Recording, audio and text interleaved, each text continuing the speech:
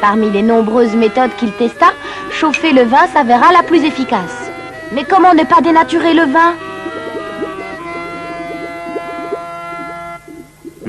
Cela va poser un problème. Il me faut trouver la bonne température, assez forte pour tuer les ferments qui rendent le vin aigre, sans détruire ceux nécessaires à son vieillissement. La levure de vin est encore vivante. J'ai trouvé la solution. Il suffit de chauffer le vin, puis de le refroidir brutalement. Oh oui, formidable! Chauffer à une température de 50-60 degrés tuera les mauvais ferments, sans dénaturer la levure. C'est une température moyenne, mais suffisante pour cela. Faites attention, il est primordial que vous nettoyiez soigneusement votre matériel et les tonneaux dans lesquels vous faites le vin. Regardez, il y a une lettre du docteur Lister d'Angleterre. Ah oui, le chirurgien. Il a découvert une nouvelle méthode pour tuer les microbes basée sur mes travaux. C'est très gratifiant. La méthode que Lister développa pour désinfecter les instruments chirurgicaux consistait à les plonger dans une solution de phénol. Le chirurgien désinfectait ses mains de la même manière. Lister inventa également un atomiseur de phénol. Il vaporisait cette solution dans les salles d'opération. Mais curieusement, la plupart des médecins ne croyaient pas en la méthode de désinfection inventée par Lister. Avant toute opération, passez votre instrument chirurgical sur une flamme. Comme cela, vous détruirez les microbes qui s'y trouvent. Si vous prenez ces simples précautions, vous sauverez la vie de nombreux patients qui, sans cela, mourraient. Je dois aller voir mon père tout de suite. Pasteur eut soudain le pressentiment d'un grand malheur. Quand il arriva chez son père à Arbois, il comprit que sa prémonition était tragiquement vraie.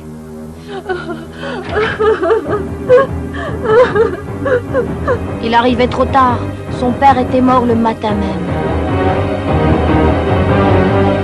Dans la même année, Pasteur perdit également 2 de ses filles.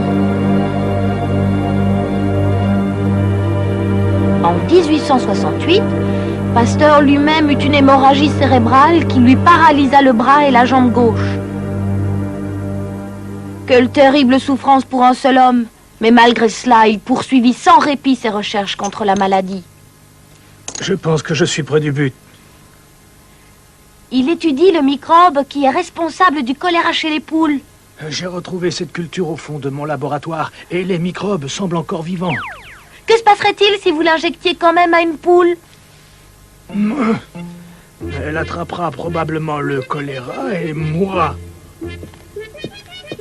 Mais après quelques jours... Hé! Encore vivante! Incroyable, les poules atteintes du choléra meurent obligatoirement. Ne pensez-vous pas que des microbes vieux de plusieurs semaines pourraient être affaiblis? Continuons l'expérience. Je lui injecte le microbe virulent, ainsi qu'à une poule qui n'a jamais eu d'injection. Celle qui n'a jamais eu d'injection meurt. Celle qui a eu les 2 injections est toujours vivante. Mais qu'est-ce que cela veut dire, monsieur Pasteur? Cela signifie que la poule à qui on avait déjà injecté le microbe a développé une résistance. Lorsqu'on leur a injecté à toutes 2 le microbe virulent, la première n'est pas tombée malade.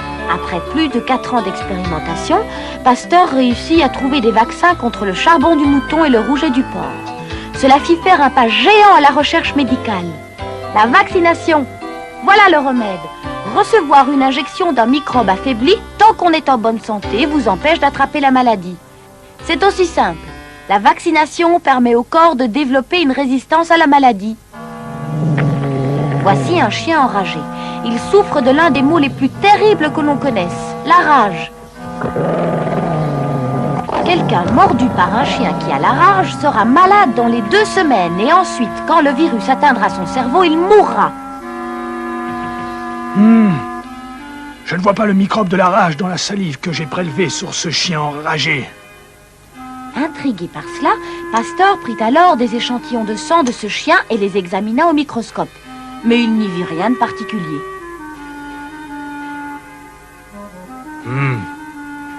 Très bizarre.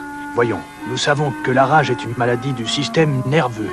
Peut-être dans le cerveau. Mais il ne put rien trouver non plus dans le cerveau du chien mort. C'est tout à fait normal. Le virus de la rage ne pouvait être vu avec les microscopes de l'époque. Il fallut attendre l'invention du microscope électronique. Si Pasteur avait eu un de ces microscopes, il aurait trouvé ce qu'il cherchait. Mais il ne fut mis au point qu'au siècle suivant. Pasteur se rendit compte que le microbe était plus concentré dans le cerveau que dans la bave. Une injection dans les muscles n'est pas immédiatement mortelle. Mais où le microbe agit-il le plus rapidement? Dans le cerveau, il faudrait tenter une injection directement dans le cerveau. Quoi? Mais le gentil Pasteur ne pouvait se résoudre à faire une injection dans le cerveau de ce pauvre chien. Mais un jour, pendant l'absence de Pasteur, son assistant fit l'injection à sa place. Quelques jours plus tard, les symptômes de la rage apparurent. Il était manifeste que l'expérience avait marché. Pasteur essaya de fabriquer un vaccin contre la rage en se servant de lapins. En injectant à des lapins vivants le microbe prélevé sur des lapins morts de la rage, il finit par obtenir un microbe très virulent. Cela allait lui servir à fabriquer son vaccin. À partir de ces cultures de microbes virulents, il fallait maintenant produire un microbe affaibli, dont les effets ne seraient plus mortels.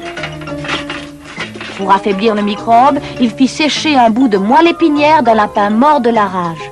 Avec ces extraits de moelle épinière desséchés, il fit ses premières vaccinations. On approchait du but. Pasteur allait procéder avec les chiens comme il l'avait fait avec les poules. Messieurs, le jour est venu. Je vais tester l'efficacité de mon vaccin. Pasteur injecta le virus de la rage à des chiens vaccinés et à d'autres qui ne l'étaient pas. Ensuite, il fallut attendre 2 semaines pour que le virus agisse. Les chiens vaccinés restèrent en bonne santé. Les autres moururent de la rage.